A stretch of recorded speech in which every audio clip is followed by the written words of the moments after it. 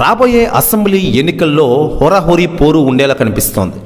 తెలుగుదేశం జనసేన పార్టీలు కలిసి పోటీ చేస్తుండగా వైసీపీ ఒంటరిగానే బరిలోకి దిగుతున్న విషయం తెలిసిందే.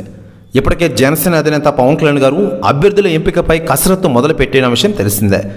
జనసేన గెలిచే అవకాశం ఉన్న నియోజకవర్గాలపై ప్రత్యేకంగా దృష్టి సారించారు ఆయన. 3 రోజుల పాటు పవన్ కళ్యాణ్ గారు కాకినాడలోని బస చేసి ఉమ్మడి తూర్పుగోదావరి జిల్లాలో పార్టీ వ్యవహారాలు ఇటీవలే సమీక్ష చేశారు. ఈ సందర్భంగా ఉమ్మడి జిల్లాలో జనసేన గెలిచే అవకాశం ఉన్న నియోజకవర్గాల్లో అభ్యర్థులను ఎంపిక చేయడంతో పాటు ఆ స్థానాలు ఖచ్చితంగా తమకు ఇవ్వాల్సిందేనని టీడీపీ వద్ద షరతులు పెట్టిన విషయం తెలిసిందే.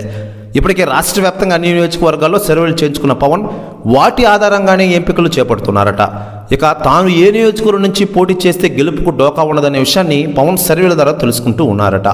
ఈ మేరకు కాకినాడ సిటీ నియోజకవర్గం నుంచి పోటీ చేసేందుకు పవన్ ఆసక్తి చూపిస్తున్నారట. ఈసారి తన గెలుపుకు ఎటువంటి డోకా లేకుండా ఉండేందుకు చాలా జాగ్రత్తల నిర్ణయాలు తీసుకుంటున్నారట పవర్ స్టార్ పవన్ కళ్యాణ్ గారు. గతంలో భీమవరం, గాజువాక నియోజకవర్గంలో ఓటమి ఎదురు కావడంతో ఈసారి ఆ పరిస్థితి రాకుండా ముందుగానే పవన్ జాగ్రత్త పడుతున్నారట. అది కాకుండా జగన్కు అత్యంత సన్నిహితుడిగా ముద్రపడిన కాకినాడ సిటీ వైసీపీ ఎమ్మెల్యే ద్వారంపూడి చంద్రశేఖర్ రెడ్డిని టార్గెట్గా చేసుకుని పవన్ అక్కడి నుండి బరిలోకి దిగాలని భావిస్తున్నారట. ప్రెస్ న్యూస్ కూడా తెగ వైరల్ ఆంధ్రప్రదేశ్ రాష్ట్ర రాజకీయాల్లో.